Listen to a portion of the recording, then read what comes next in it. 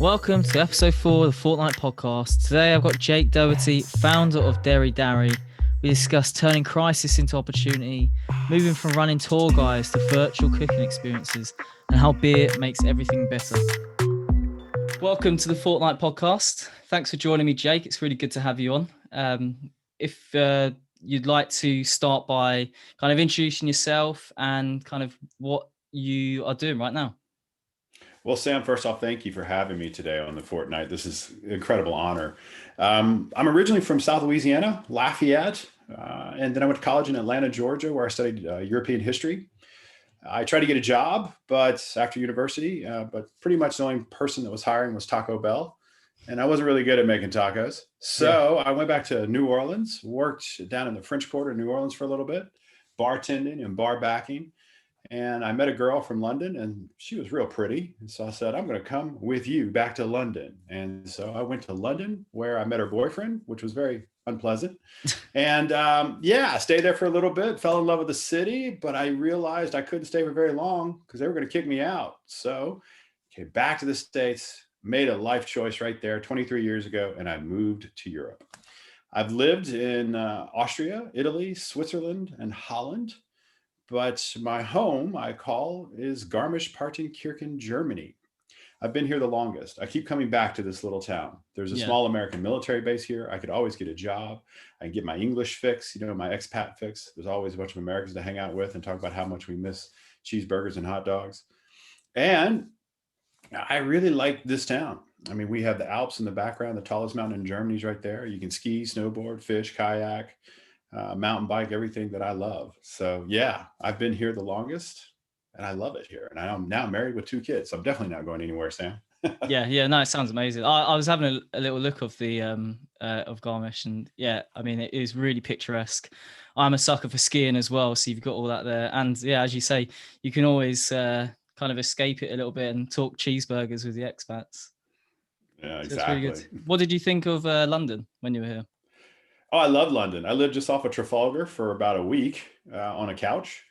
But I've been to London probably in the entirety of my life. I've spent a good year and a half in London. It's just a great city. I can just spend days in the Tate. It's just an amazing, amazing museum. It's just that piece of paper where John Lennon wrote, imagine. Oh gosh, it's just a great museum. Yeah. I love the museums in London. Like, I even just love going to like the Science and Natural History Museum just for like a day. Like, Oh it's a good yeah. thing they're free as well. Yeah, it's just a nice day out, really. Oh, So definitely. yeah, you from just speaking to you earlier, you still own a tour guide company. Is that correct? All things Garmisch. Correct, Sam. Yeah. So what happened is when I met my now wife, I was working a part-time job and spending most of my time mountain biking and drinking beer. And I realized that if I was going to keep this catch, this beautiful woman, I was going to have to get a real job. So I had, throughout my time traveling around Europe, worked as a tour guide and a bartender. And so I didn't want to open a bar because I couldn't handle the cigarette smoke. Yeah. And so I decided to open up a tour guide agency. And it was called All Things Garmisch. And I was very blessed in the sense that when I opened, it was right as TripAdvisor was becoming a thing. And my very first client reviewed me on TripAdvisor. And that review was the first tour guide to be reviewed in Southern Germany. And so, boom, that was it. My search engine optimization went through the roof. I didn't have to do any marketing. Yeah. I grew with TripAdvisor. And this was 11 years ago, within a year, I had a staff of 6, all the way up to a staff of 8 when we closed. And I had a second business that I opened up called Bavarian Beer Vacations as part of All Things Garmisch, where we took people to, of course, the Oktoberfest and all the beer festivals and on ski trips and to Krampus, where the evil demons would beat the crap out of people. Lots of fun. But yes, it was a blast until it all came kind of crumbling down. Yeah. It was, my wife and I, we were living on cloud 9. We just bought a brand new Mercedes for the business. And we had just got back from South Africa. It was March of 2020. Yeah. We got back March 6th, Sam, and by March 17th, I had given back over 120,000 in confirmed bookings. and had to pay back deposits of over 17,000 euros, all Yeah. within March 6th to March 17th. Yeah. By It's the 20th of, oh, it was a nightmare. By the 20th of March, I had to bring in my staff. We had to, a lot of tears were shed, a lot of beer was drunk. And we all kind of realized that we're going to have to part ways. yeah. And so I So mothballed both of those businesses. Yeah. yeah. So like in that moment, because I was traveling at the time, and we realized we were going to get stuck in Indonesia. So yeah, we just had to come back. And yeah, I remember in the moment, it's almost like you just haven't planned for it. You just don't know what's going on. Like what was going on through your head? Like how did you kind of immediately think, right, I don't think this is going to be good for now. What am I going to be able to do in the next few months? Well, I put on my dirty underwear and a white t-shirt that had stained brown and spent a lot of time in bed. And I was in a pretty serious funk. And then my wife, she took me outside and hosed me down and said, go find some friends, drink a beer, get out of this funk. Yeah. And so I went and visited with some friends of mine. And one of them owned a restaurant in Garmisch-Partenkirchen, Germany, where I live. And he was lamenting how he had to let go of all of his chefs and all of his staff. And I started kind of sitting there drinking with him and a couple other guys, and this idea started to form in my head. I was like, okay, if I'm going to survive this, I don't think tourism is going to be coming back for a while. And even when it does come back, it's not going to be a waterfall. It's going to be a trickle. So how am I going to keep food on the table for my two daughters and my wife? And when my friend Philip, said that he had to let go of all of his chefs, I thought, well, man, I'm not alone. There's other people in the same boat. And one of the things that was occurring, Sam, whenever all of this happened in March and in April, was the bigger tour guide companies that I was working for, such as Airbnb, Viator, Expedia, Tours by Locals. Those platforms were trying to pivot into virtual tourism, where you could take a phone and show people Neuschwanstein Castle. Yeah. And I thought, that is a horrible idea. It's just a horrible idea. I mean, go to YouTube, it's free. So that idea, though, kind of stuck with me. And when Philip said he was letting go of his chefs, I said, well, wait a minute. Why don't we do something with chefs? Why don't we do a virtual tour, but with a chef? And a chef can teach people how to cook, and then the chef can be virtually in your kitchen, so that if, your oven gets too hot or you're boiling the sauce too long, they can tell you, whoa, Sam, stop, you're messing up. Yeah. And that idea took shape. And that was the foundations of what became today Deri Dari, which is our platform where chefs on board for free, and they cook, and they teach live interactive cooking courses to people around the world. Oh yeah. I had a look at the website. I was looking at like the different experiences. And I think as well with you guys, you don't just cater for adults. I saw you have like programs for kids as well, which I think that is a unique selling point. I don't think I've seen that many other places. So when you started and you started onboarding chefs, like how was it initially? How did you kind of offer something different to kind of the other big time players? Because obviously they were doing kind of the tour guide virtual things, but there were some places that were also offering kind of interactive cooking courses. Definitely. So the first thing I did was it was just a nugget of an idea, and I didn't know if it could go anywhere. So I called a friend of mine who had also worked in Garmisch-Partenkirchen, Anthony Vandelin. And Anthony's a full stack programmer, used to work for booking.com as a lead programmer. And so I called him up. I was like, hey, Anthony, listen, man, I got this idea. What do you think? Is it possible? And he's like, not only is it possible, I want to be a part of it. I was like, wow, all right. And then we realized we needed somebody else. We needed somebody to kind of handle the cooking aspect of it, because I can barely make toast. So we brought in a dear friend of mine who also is a Garmischer, and his name is Jonathan Graver, and he oversees 6 restaurants here in the Alps. So he's got the skill set. And he was very interested and wanted to be a part of it as well. And there's the 3 founders. We put our noggins together and we realized that, like you said, how are we going to be competitive? How are we going to make this work? Well, the first thing we realized, which might have been detrimental, is we didn't want the Michelin ranked chefs to come on the platform first. We could have approached them and probably got them on the platform pretty quick, but we didn't want them. We wanted to help And so we went to the line chef, the sous chef, who is right now, out of work. They can't work. So we went to them first, the mother who's the chef who wants to spend more time with her kids, or the dad who wants to throw the football with his son and not be in the industrial kitchen. We found them on social media. And we're like, hey guys, it's free. Come jump on. And they immediately jumped on, lashed onto it. And there's just a lot of energy that they bring to the table. And the next step we realized is, like you said, Sam, we needed to find a way to make our niche. And so there's three things that we do that's completely different and wonderful about Deri Dari. And one is that we offer ingredient delivery in the United States. So if you book an experience with a chef to make a deconstructed chicken pot pie, let's just use that example, Chef Joshua Northcutt, and you live in our deliverable range, which is most of the United States now, you enter in your zip code, and then you'll see the list of all the ingredients that you're going to need for that chicken pot pie. And you can choose which ones you want, which ones you don't. If you don't want any, you don't have to choose any. Yeah.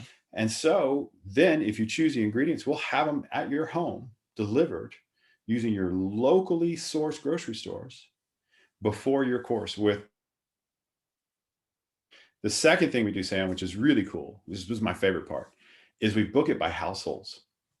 So in other words, you want to make a chicken pot pie, but maybe you want to get your mom who lives in Yorkshire to jump in and make it with you, right? Mm-hmm. So what you're going to do is book 2 households. And then boom, there's your mom, there's you, there's the chef, and you guys get to come together and make a meal together. And then once the chef gets you guys prepped, the food ready and everything else, he signs off and you can hang out with mom virtually and basically eat the chicken pot pie together. So it's a great date night. It's a great way for families and friends to connect. And we're very, very proud of that. And the third thing that we do that's different from most of these other platforms is we have our own video conferencing. It's embedded in our platform. We don't use other video conferencing platforms such as Zoom or others. We have our own. Yeah. So in other words, when you book an experience, you have your own password protected page on Deri Dari, where you have your ingredient list, your recipe, videos and photos from your chef to help you prepare and get ready for the course itself. And then on the day of the course, on that page, boom, right there is your chef right in front of your face. Pretty cool. Yeah, no, that's amazing. And is it possible for someone outside the United States to be able to book on? 100%. We had a booking just a couple of days ago from a young man who was in South Africa, and he wanted to connect with his girlfriend who was in California. And so, yes, definitely, you can book from anywhere in the world on our platform. Now, there is some exceptions. Some of the GCC countries right now, because of our video conferencing, we have to do a little workaround. But yeah, you can book from anywhere in the world. Yeah. And so I'm guessing you wouldn't be able to deliver the food, but would you provide like a recipe list? Correct. What happens there is, say you wish to book an experience and you put in your zip code, and it's going to say, sorry, you're not in our deliverable range. And they're going to give you the recipe. We're going to then give you the recipe and give you a list of ingredients. And you have always contact with your chef. We have an open chat feature between the customer and the chef. So you can contact the chef and be like, hey man, what exactly is an artichoke heart? I don't know what that is. Do I get it fresh or, so you can communicate with the chef to make sure that you get the right stuff. Yeah. And have you been, like, you yourself as a business, have you spoken to your chefs? Like, are there any stories that have come out of this? Like, because I can imagine some people were probably in a really dark place and this has helped them and kind of brought them up. And as well as it's probably for a lot of early starting chefs, it's probably a way to kind of increase and learn their skills. Oh, we've got a lot of great stories, like Chef Rebecca, who's got 2 kids at home and, lost her job at a catering service because of COVID-19 and didn't know how she was going to put food on the table. So when she onboarded, had no social media skills. And so we have our own marketing person at Deri Dari, Daisy Calazura, who is amazing. And Daisy basically takes all the chefs under her wing and teaches them how to market, not just for Deri Dari, but themselves as their own brand, so that they can grow as a chef with Deri Dari. So yeah, we've been getting a lot of sad stories, a lot of chefs who had just lost everything. Like, oh man, there's just one chef, I can't remember his name right now, Sam, but he had a restaurant, a Mexican restaurant, and had to close its doors and was working as an Uber driver in New York City just to, make ends meet. And he saw our ad on a social media platform and was like, oh, this is where I want to be. And he is just doing a great job. So yeah, it's been we've been very lucky that we can do this, that we can help these chefs just pivot, Yeah, right now. yeah, and I mean, they're from using your service and what you just said about helping them develop as chefs in this new digital and hybrid world, is that they're going to be set up and ready for when kind of hopefully we go back to normal. They're going to be able to kind of go out there, build up their brand. If they've still got kind of their if they still got their restaurant, then it kind of be able to propel that into another dimension as well. That's the goal. That is definitely the goal. And one of the great things about Deri Dari is even after, let's go post COVID, there are chefs who do not want to be in the industrial kitchen every single night because they got kids at home or they got a loved one at home. So this is a great way for them to basically manage their calendar. They can maybe work 1 or 2 nights in the kitchen, but then 3 or 4 nights they can work on the platform so they can be in their home, in their own kitchen with the kids running around and still working. And so it's a lot of fun. Like great example, Rebecca was doing a brownie course and her 2 daughters were running in the background. She's like, Mama's trying to work, screaming at her kids. And the customers were just loving it. They were laughing and enjoying the entire atmosphere. So yeah, we're really lucky that this platform can do this for the chefs. Yeah, yeah. I mean, I love that story, and I think even away, like just in work calls, I think when you see stories of people's kids coming into the shot, and like you don't need to be sorry. It's just part of life now, and it's a way of life. And I think it's good that kind of it's becoming a lot more like the norm. It's just yeah, it's just really good to hear, and I think that kind of segues into my next question, which was going to be with Deri Dari, where do you kind of see it going? Do you have any like future plans to kind of grow in different markets with different offerings? Definitely. Well, our first step is in the United States to basically, we have a marketing team over there in the United States. We just finished our beta in Philadelphia, and now we're live within the entire, United States. Marketing teams out there getting the message across that this is a great way to connect with friends and family. We are offering this summer a kids cook camp where kids between the ages of 8 all the way up to 19 can spend 3 or 5 days with a chef, 1 hour a day with kids their own age, between 4 and 6 kids, so they can meet and make new friends, COVID safe. In other words, they can get together, meet new friends, learn kitchen skills, life hacks, meal planning with a chef, get their own little chef kit with the chef hat and all that kind of fun stuff. And then for kids older, 17 to 19, what we're doing with that particular age group is we're trying to give them the skills to go out and live on their own, how to make a really good ramen, how to actually cook that ham and cheese using an iron. So things like that.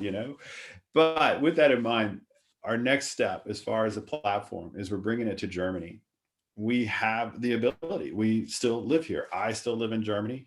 The 3 founders, all 3 of us, Anthony's in Berlin, Jonathan's here in Garmisch. So we have that ability to bring the platform to Germany. We're going to do that within the next 6 months. Yeah. Then we're going to bring the platform to the GCC. We are moving as fast as possible to get to Dubai, to the United Arab Emirates, and then Saudi Arabia, and keep going all the way to Bahrain and all those countries. Excuse me. The reason being is it's just the market there. It's just waiting. And we have the advantage of having Daisy Calazura, who's in charge of our marketing. And she lives in Dubai and runs a amazing marketing agency there called Brand Maven. And when we pitched the idea of bringing it to Dubai, she got super excited. So we're going to be doing that within the next 12 months. We'll be in Dubai. And then we want to expand our marketing so that everybody, anywhere in the United Kingdom, India, parts of Africa can use our platform with the intention of, as we grow, not only will we going to be doing these amazing experiences where you can hire a chef and learn how to make that deconstructed chicken pot pie, but maybe a chef in Africa wants to learn how to make really good Louisiana style Creole food. And so we're going to do chef to chef education so that a chef anywhere in the world can contact one of our chefs and they can get on a virtual call just like this, and they can work together to learn how to cook different types of food. Yeah, no, it sounds really good. And I obviously the nature of what you're doing with it being all virtual is that the opportunities are endless. So you can I imagine eventually you want to be across as many countries as you can. And the what you just said about kind of the chef to chef learning, it's like it's another avenue for them to add to their skill set, and it obviously will develop foods in different cultures in different countries. I mean, you could be pioneers to bring in this really niche food in a country to kind of one of the more mainstream places. So it's really really That's our really nice to goal. hear. Yeah, that is our goal. We want that chef to chef education to really begin to blossom. We've opened up a social media page just for our chefs so they can communicate and get to learn from each other. And then we have once a month, all of our chefs come together on a call using our video conference. And we talk about Deri Dari, the future of Deri Dari. What is going to be our next goal? What are we going to achieve that month? And how the chefs are going to be a part of that. And then, of course, let them communicate. We've got chefs right now signing up from South Africa, from London, and we have chefs all over the United States, all with their own unique culinary skills. So let them talk, let them get to learn from each other. And then let's take that and use it, like you said, to bring unique food to the rest of the world. Yeah, the community feel I think is a really really important aspect, and I think it's something that is going to stay. Like obviously when we start to turn to some normality, I think this hybrid way of thinking is set to stay. Um, People are now more used to kind of the way we're living and the way we're working. Um, and yeah, you're providing a better avenue for chefs to learn from each other, because obviously before all this happened, it was probably more you probably learn from people who you look up to in your same areas. There was probably a lot less of this going over video. Um, so it's really good. Yeah, I mean, following on, like, what are the most what are the most popular courses or foods that people kind of want to learn at the moment on your platform? At the moment, a lot of it is desserts. We Yeah, get we're finding that right now, um, maybe because of the weather, we're getting a lot of younger um, customers in their 20s who are trying to connect with their mom or their dad or their sister or their girlfriend, and so they want to cook a dessert and have the pleasure of being with a chef to teach them the foundations of how to make a really good brownie or how to make a really good uh, all kinds of stuff. There's one, the strawberry thing that Hannah does. It's amazing. But yeah, so we're getting a lot of people coming on the platform, connecting with a loved one and cooking desserts. But that's not all, of course. I mean, we've been getting some really fun corporate events as well, where people they want to find something. The human resources departments want to find something fun to do while everybody's at home and working from home. And so we have been opening our doors to that avenue as well. We've been getting a lot of corporate coming in, having groups of like 6 to 8 employees cook together, have some fun with the chef. And it's been a mix of appetizers, desserts, and entrees as well. So lots and lots of fun. yeah. I know, like for a fact, there's this lag of people early doors were doing online quizzes every week, and I think people just started to get sick of them, didn't they? So yeah, virtual cooking class is a really good way to come together. I mean, our team ourselves, we're thinking of ways to kind of socialize, but not just having a kind of a video call, just actually being able to kind of engage with each other in a different way. And I think cooking class is definitely a thing. So have you seen? I take it a lot of your business is um, consumer based, but are you starting to see it pick up then with corporate events and business events? Yeah, we're getting a little B2B, which is fun. I mean, the corporate events was an avenue that we wanted to explore, and it's doing. We've already booked, I think, 7 different corporate events altogether. Mostly around the Christmas time, right when we finished up our beta, we were getting a lot of calls for corporate events, which was a lot of fun. It was a virtual Christmas party. Yeah, Come together, and we're going to make lasagna, and everybody open their own bottle of wine and hang out and chat with each other when in a non-work environment. So yeah, it's been really, really great. yeah. And if you had to pick one food that you could teach people, what would your course be personally? Oh, that would be. I'd have to teach everybody how to make a gumbo. A gumbo is a South Louisianian dish, Yeah. or a Cajun dish, or a Creole dish. Let's call it that. And where I am from, way down south in Lafayette, Louisiana, we do it a very specific way. We don't use okra, none of that stuff. Oh, no, no, no. We just take a nice, nutty, thick brown roux that's almost black like my soul. And that's the foundation of this incredible soup. And just making the roux requires at least a 6-pack of beer. It takes a little bit of time. And so you basically have to make the roux. And then once you get done with the roux, you got to let it cool, throw some onions in there to kind of cool it down. And then you can actually start with the soup. And the soup is so good. Oh, it's one of my all-time favorite dishes in the world. And I'm a big fan of chicken and sausage or seafood gumbo. Both are really, really good. So yes, that would be my course. No, sounds really good. And I think beer just makes everything better. I like even hearing your stories earlier, it seemed like beer was kind of the connecting factor. It was kind of, and it just makes food taste better. It makes evenings taste better. It's just really, really good. So yeah, I mean, if you will kind of want to tell our listeners and watchers, firstly, if they're a chef and they want to join your platform, how can they do that? And then likewise, if they're someone who wants to host who wants to join a class, a video with their family or friends. Oh, Sam, thank you. Well, first off, if you're a chef and you would like to join our platform, it's free. It's completely free. All you have to do is go to deridari.com, DERIDARI.com. And at the very bottom of the page, you'll see where it says, want to sign up to be a chef on Deri Dari? Click on that. You'll find a form that you have to fill out. Once you fill out the form, we're going to get in touch with you. We interview every chef live. We want to get to know you. We want to make sure that we're going to be a nice fit. And Chef Joshua Northcutt or Chef Jonathan Graver is going to contact you. They're going to just sit down with you, talk about what's going on.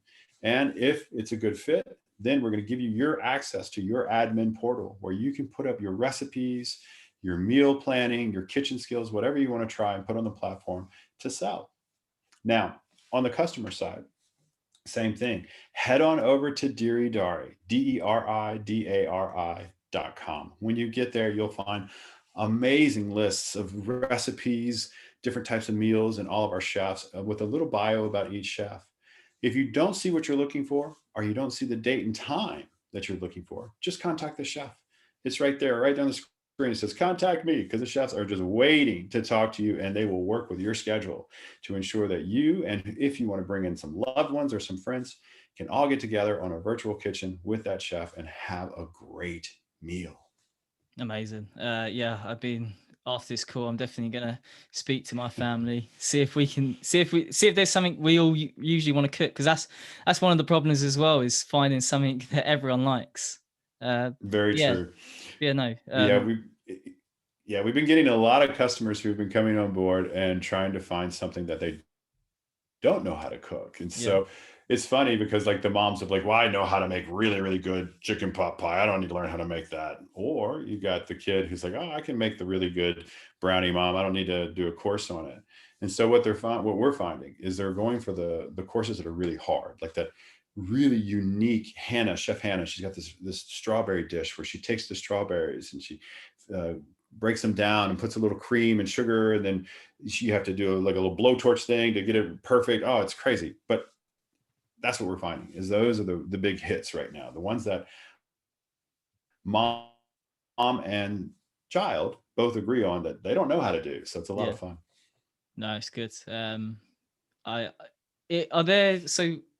You just mentioned about the blowtorch thing. So are most of the courses, most of the experiences, ones where most people will have the household objects? Because obviously, like, correct, I won't have a blowtorch. Like it, exactly.